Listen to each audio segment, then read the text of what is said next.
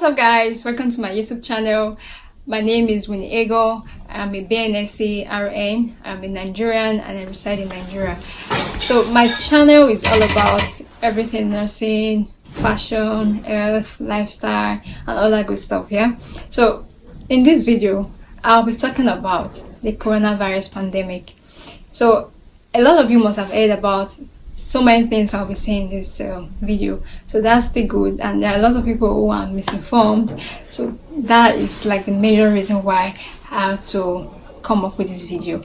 Over the weeks, over days now, I've been able to realize that there are lots of people who are actually misinformed, and a lot of people out there who do not actually take this virus seriously. So without wasting much time, let's get straight into the video.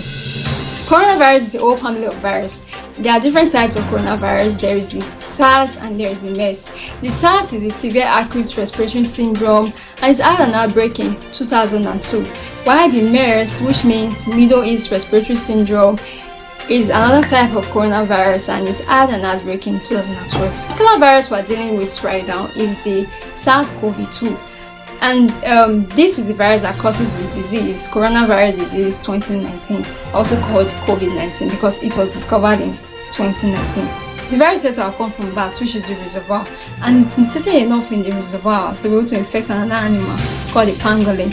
So it's also mutated enough in the pangolin to be able to infect man, to cause the disease COVID-19. When the virus gets into the respiratory system, it attacks the alveoli. So the immune system actually attempts to fight this virus. This leads to an inflammatory process which causes accumulation of fluid in the lung. As the lungs fill with fluid, the body's available oxygen decreases, and this can actually lead to organ failure or multiple organ failures and eventually death. Signs and symptoms for this disease includes potential signs and symptoms and the emergency signs and symptoms. So the potential signs and symptoms, we have cough, we have fever, we have fatigue, we have muscle weakness.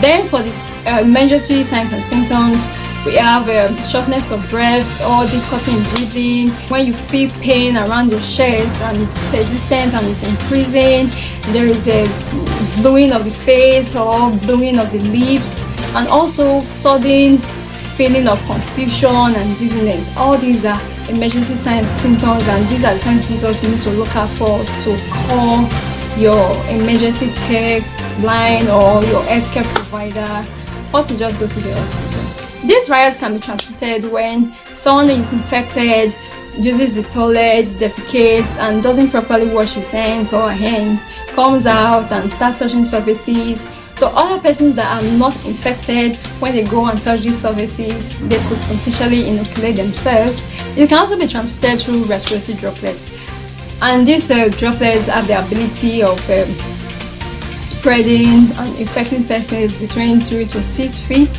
and also they have the ability of staying on surfaces for at least 24 hours. And when somebody sneezes or coughs on his hands and uses their hands to touch surfaces, or when the droplets stays on surfaces and someone who is not infected touches these surfaces, they can potentially inoculate themselves. That's when they use that same hand to touch their face, their eyes, their nose. Research also have it that it can be transmitted through airborne for potentially 3 hours. The risk of being infected with the virus is broken down into two. There is the risk of exposure and the risk of serious illness. Risk of exposure: if the outbreak increases and expands, there's an increased risk of exposure. Then also, people who live in areas where cases have been recorded, health professionals who take care of patients, people who have close contacts with sick persons or the infected persons. Then also people traveling from countries or states where they have recorded cases of this coronavirus pandemic. They are at elevated risk of being exposed to this virus. Actually, people who are at higher risk of being seriously ill and even death include older adults. This is because their immune system is not able to mount an effective initial defense against the virus. People who have underlying health conditions like asthma, hypertension, diabetes, lung problems or heart problems, they are at more risk of being seriously ill. Other factors that could contribute to someone being seriously ill is genetics, your kind of immune system and the amount of virus that you are exposed to. So this doesn't necessarily mean that younger adults can't be affected. There are cases of younger people who are affected with this disease. So please, let's not just think that it's only the older adults who can be affected. For the treatment, there is no vaccine yet, and there's no specific treatment for this disease. So what's the worst case scenario? So in the coming days, more and more cases will be recorded. So because of the widespread transmission of this virus, there'll be a lot of people out there that will be needing medical attention at the same time. So what does this do? This will make our healthcare systems, the hospitals, to be overwhelmed. And when this happens, the healthcare professionals are at more risk. And we all need them to work. We all need them to be healthy. We all need them to be there to attend to sick persons and to be able to curb this infection, right? Yeah. So please, if you have symptoms, if you have mild symptoms, please do not go to the hospital. You might be putting yourself at risk, because when you go to the hospital, yeah, your system is already down. You might just be having flu. So when you go to the hospital, you come out, you are putting yourself at more risk, because when you get there, there are persons who are sick, there are persons there who are infective already. So when you expose yourself, your system is down. So it is easy, very easy for you to inoculate yourself. It's very easy for you to get this virus and be infected. So it's better you stay at home. You are having symptoms, it is increasing, the symptoms are not going, you start having those emergency symptoms I stated earlier. That's when you should call your doctor and let them know what is happening and let them tell you what to do. Or you can call the emergency lines that are provided by the NCDC so that they can attend to you. Please do not go to the hospital, because if you are putting yourself at risk, you are putting other people at risk. When you stay at home when you have mild symptoms, you are actually reserving the hospital capacity for those who need it. How do you protect yourself from being infected? One, like I said, stay at home. Wash your hands as often as you can. Wash your hands with soap and water, and when you wash your hands, do so for nothing less than 20 seconds. Clean and dispense frequently touched surfaces. So avoid unnecessary travel. Stay away from people who are sick, because you don't know what's the sickness, you don't know what's actually going on with them. Just stay away from now. Stay away and stay in your house. Do social distancing. Avoid crowds as much as possible, especially spaces that are not properly ventilated. So avoid handshaking with people, especially in the public, and also avoid touching high-touch surfaces in public, like the elevator buttons, the handrails, door handles, whatever, anywhere at all that people actually put their hands on in public.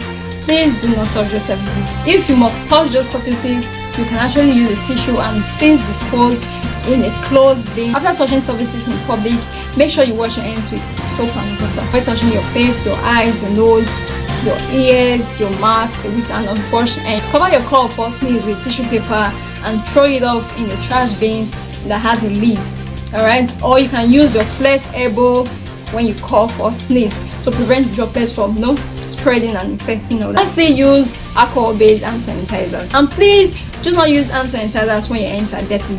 Soap and water, you see the reason why it's better, because it's able to penetrate into any form of oils, greasy surfaces, be able to penetrate and wash it off. But hand sanitizers are not able to do that. So that is why it's necessary for you to wash your hands before you use your hand sanitizer. Some things that I heard about this virus that are actually very funny, but the truth of the matter is that there are so many persons out there that believe these things and they are acting according to these things. First of all, was it just 2 days ago I heard somebody saying that you can use alcohol, like you can drink alcohol to kill the virus, you can wash your hands with alcohol.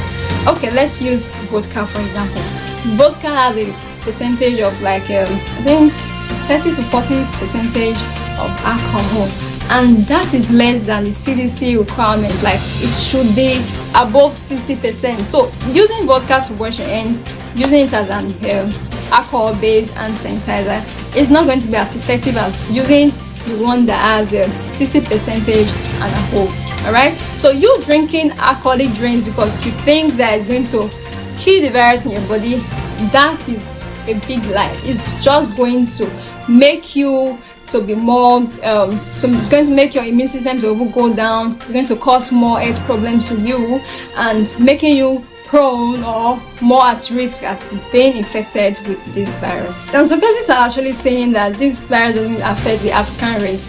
Sorry to say, there are lots and lots of cases that have been recorded in Africa. So guys, that's it for this video. If you like this video, you find it informative or educative, please give it a big thumbs up. If you have questions or concerns, please leave it down in the comment section. And also let me know what's going on around you, in your country, your locality, wherever you are. Please let me know what's going on, even as regards this pandemic.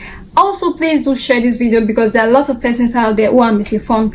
Please let's get them informed, alright? Then lastly, if you haven't subscribed to my channel, please do so.